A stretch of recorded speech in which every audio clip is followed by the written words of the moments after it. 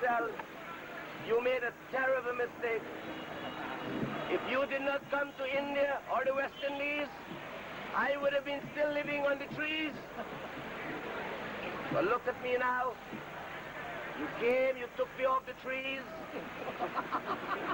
You gave me clothes, gave me tie, you gave me trousers. I learned to wear socks. I learned to wear shoes. I wear a belt. By the time I take that off, a woman is bound to change her mind. In Africa, we were there on the trees, playing with our bananas. You came to Africa, and you brought us down. Now look at you. In Africa, we could sit on the tree and watch our women going about their business. No clothes on. Listen to the white man. That's primitive. That's primitive. You know why? When he saw a black woman half naked, he got an erection. And then they brought us to England. And when you want to see a woman in the nude, you got to go to Sawh and you got to pay. In Africa, it's free. In England, you got to pay. The white man is stupid. Absolutely stupid. In Africa, in England, when you want to relax, the white man digs 16 holes, not one, 16. Got a piece of stick, get a little white ball, stands up like a homosexual, and he pops it, and he says he's relaxing. In Africa, when the African wants to relax, he digs a big hole, gets a piece of wood, and he beats the ground. The white man says, look at him, he's primitive. You white people are something else. You're really primitive. Look at you. Look at you. When God made this world, he made all of us white. Didn't like the color, so he decided to paint. When he came to Europe, the paint ran out. Look at him.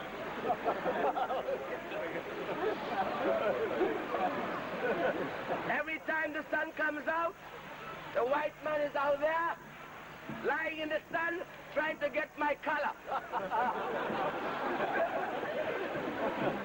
Doesn't stop there. He stays for 2 weeks a year. Where does he go? Spain. He lies on the beach. And when he comes back, he looks nice. Especially the women. When they come back with a suntan, listen to white men. My God, she looks sexy. Now she's only suntan, and she looks sexy. I am black all the time. Hey, come here! England's last hope.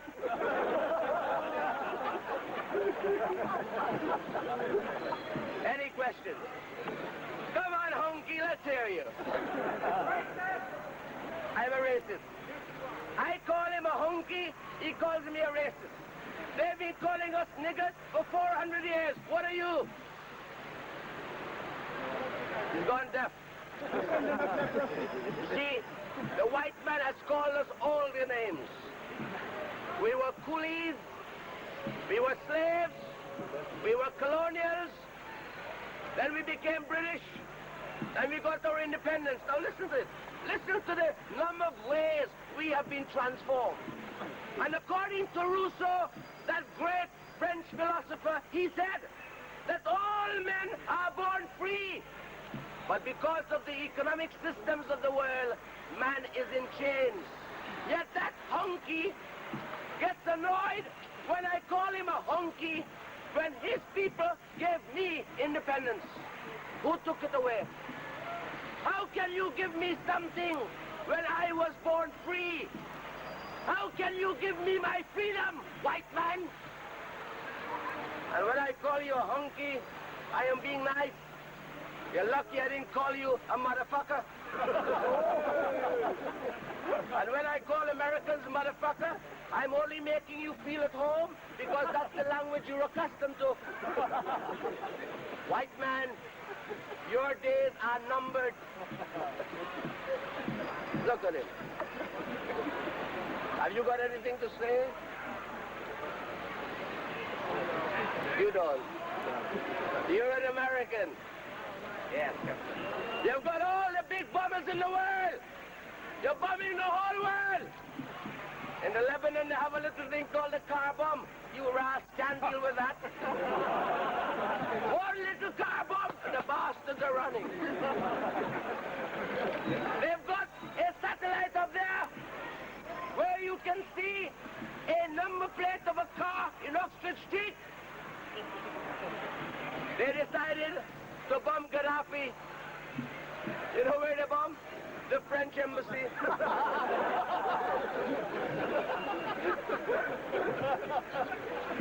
When they were in Vietnam, instead of bombing Hanoi, they bombed Cambodia.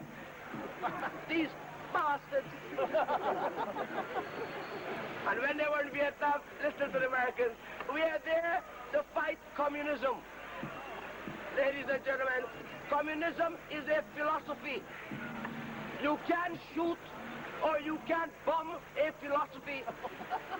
If you want to get rid of a philosophy, you got to come up with a better philosophy. And if it's communism they're worried about, why don't they go where it starts from? Moscow. They're going to bust your ass. And when they were in Vietnam, they were there for so long. Every time you read the New York Times, what do you read? 10,000 Viet Cong killed. American losses not severe. Next day you read 200,000 Viet Cong killed. American losses unidentified. Add it up. By the time they were there, according to their own propaganda, they had killed twice the population of Vietnam. Who the fuck were you fighting? And these are the people who are going to defend me when the Russians come.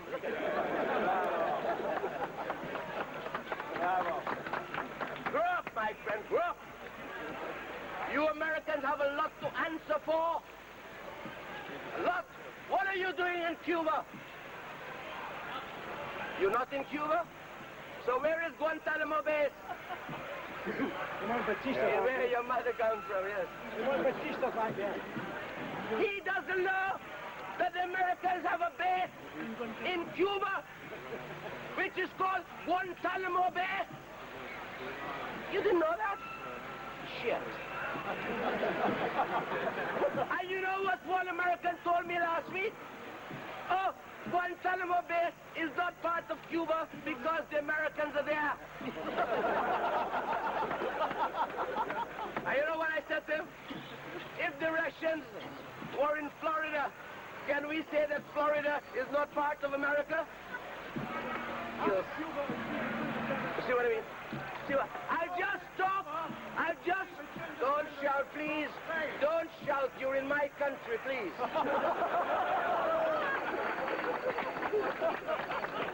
You're not in America now. Do it like us. Make yourself be clear and understood. If you have to shout, then fine. But don't shout. You're in my country. And if you get me angry, I'll call a black policeman to put you out.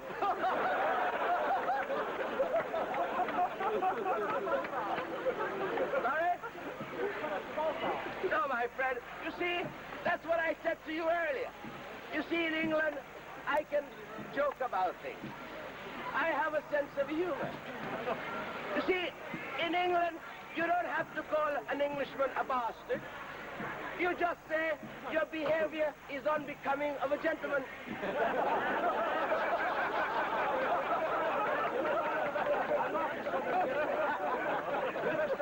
Now, you Americans will never, ever develop that intellect to display the command of the English language by being so polite and yet being offensive. No, don't apologize. Don't do it again. Now, your question was, and you see, I don't deviate. I know what I'm doing.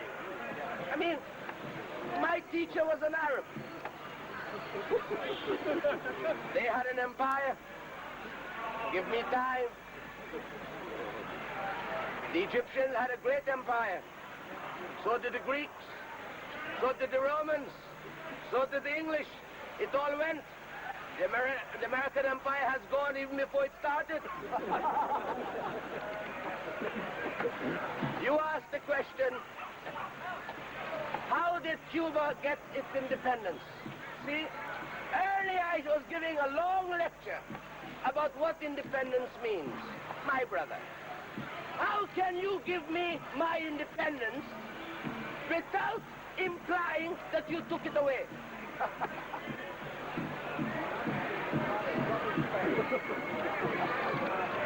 America fought Spain to free Cuba, then they put Batista inside, and Castro had to get rid of Batista.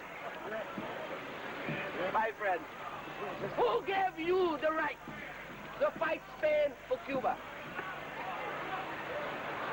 Did you Americans not steal Texas from the Mexicans? Go to East LA. All the architectural work are of Spanish origin. East LA was part of Mexico. How did it become America now? Don't call me sir. In England it's spelled C-U-R. Say Mr. Speaker. Yeah, say Speaker. It's all right, Terry. You see, you don't have a humor. Your wife is getting angry back. My dear, I can't hear you. I can't hear you.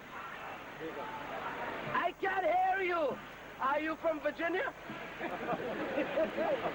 I can't hear you.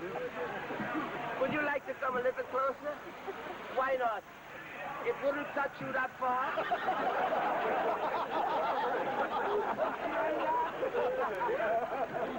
You know,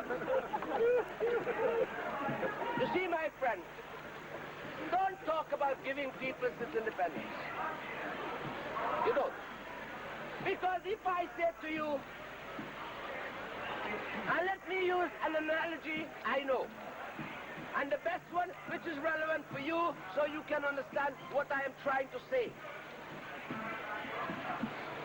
In any civilized society, when you go to that country and you see what's going on, if you don't like it, all you have to do is leave.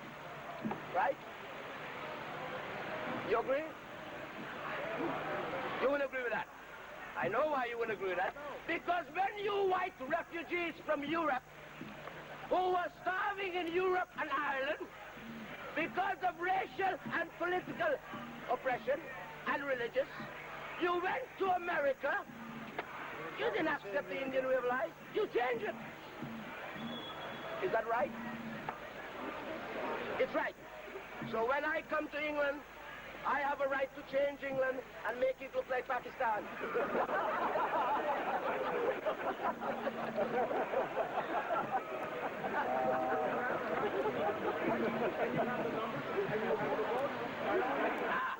He says, if you have the strength, and if you have the votes, and if you have the numbers, you can do it.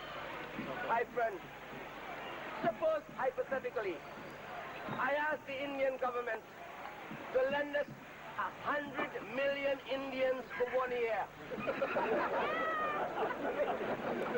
In election year.